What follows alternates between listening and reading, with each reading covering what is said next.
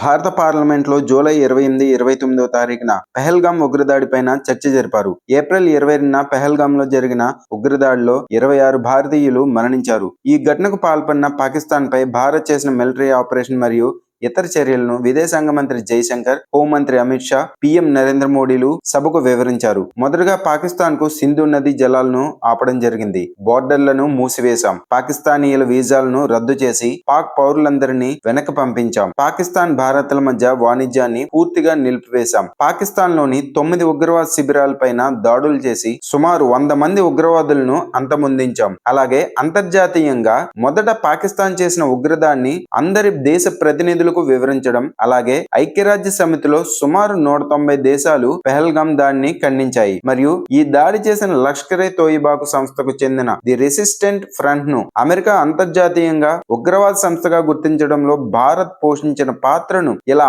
అన్ని భారత ప్రభుత్వం తీసుకున్న అన్ని చర్యలను సభ సభ్యులకు వివరించారు. అయితే వీటికి గాను కాంగ్రెస్ సభ్యులు అధికార పార్టీ నాయకుల్ని కొన్ని ప్రశ్నలు అడిగారు. అసలు మీరు దాడి జరగకుండా ఎందుకు ఆపలేకపోయారు? పాకిస్తాన్ కు చైనా ఆయుధాలను సరఫరా చేస్తూ ప్రత్యక్షంగా సహాయం చేస్తున్నా కూడా మీరు చైనాకు వ్యతిరేకంగా ఎందుకు మాట్లాడలేదు? ఆపరేషన్ సింధూర్ జరిపిన వెంటనే అర్ధరాత్రి 1:30 పాకిస్తాన్ కి ఫోన్ చేసి మేము కేవలం నాన్ మిలిటరీ ఆపరేషన్ నిర్వహించాము అని ఎందుకు చెప్పాలి? ఫోన్ చేసి మరి పాకిస్తాన్ కు మనం ఏం చేశామో చెప్పవలసిన అవసరం ఏముంది? ప్రపంచ దేశాలు పెహల్గాం ఉగ్రదాన్ని మాత్రమే ఖండించాయి, కానీ దాడికి కారణమైన పాకిస్తాన్ ను మాత్రం విమర్శించలేదు.